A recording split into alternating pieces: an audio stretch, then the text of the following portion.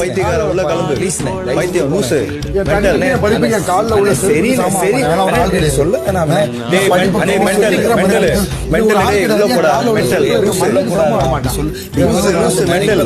எனக்கு ஒரு விஷயம் புரியவே இல்லை. பிக் பாஸ் சீசன் 9 ஸ்டார்ட் ஆகிறதுக்கு முன்னாடி திவாகரை கழுவி ஊத்தாதாலே இல்லை. ஆனா இப்ப என்னடானா திவாகர் ரெஸ்பெக்ட் பட்டன்றானுங்க, திவாகருக்கு ஓட்டு போடுங்க, திவாகர் தான் இந்த சீசன் டைட்டில் வின் பண்ற அளவுக்கு வந்து பாத்தீங்கன்னா சப்போர்ட் வந்துட்டு இருக்கு. இந்த கூட்டம்லாம் வந்து பாத்தீங்கன்னா இதுக்கு முன்னாடி இவர் வெளில பேசும்போது எங்க இருந்தானுன்னே தெரியல. ஆனா இப்ப என்னடா பிக் பாஸ் உள்ள போனோடனே எங்க இருந்தா இவ்வளவு பேர் வந்தானுன்னு தெரியல, இவருக்கு சப்போர்ட்டா. ஆனா இந்த விஷயம்லாம் பார்க்கும்போது நம்மளுக்கே பாவமா தான் இருக்கு. என்னதான் ஒரு பெரிய மனுஷனா இருந்தாலும் அவர் போய் பைத்தியக்கார லூசுன்னு சொல்றது அவர் மேல நம்மளுக்கே ஒரு சாஃப்ட் காரணம் தான் ஏற்படுத்துது. இதுதான் மக்கள், பொதுவாகவே இதுதான் மக்கள்.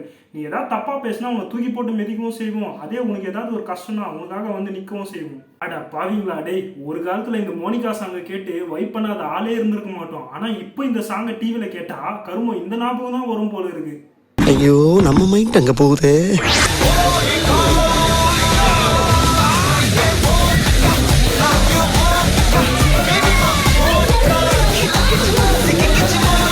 என்ன என்ன எழவி அது. இந்த திவாகரே எங்க வெளில இருந்தா நம்மளுக்கு பொண்ணு கிடைக்காது, கல்யாணம் ஆகாதுன்னு தெரிஞ்சுக்கிட்டு பிக் பாஸ் உள்ள போயிட்டு எதையாவது கரெக்ட் பண்ணலாம்னு நினைச்சு போயிருக்காரு. ஆனா அங்க ஒரே வாரத்துல ஒண்ணு மனைகிறோம் போலதான் இருக்கு இவர்கிட்ட. இப்ப நான் ஒரு வீடியோ காட்டுறேன், இதை பார்த்த உடனே பல பேருக்கு என்ன மைண்ட்ல ஓடுனா, நாங்க வேணா ஒரு 5 பேர் தற்கொலை பண்ணிக்கிட்டோமா, நாங்க வேணா ஒரு 5 பேர் தற்கொலை பண்ணிக்கிட்டுங்களா.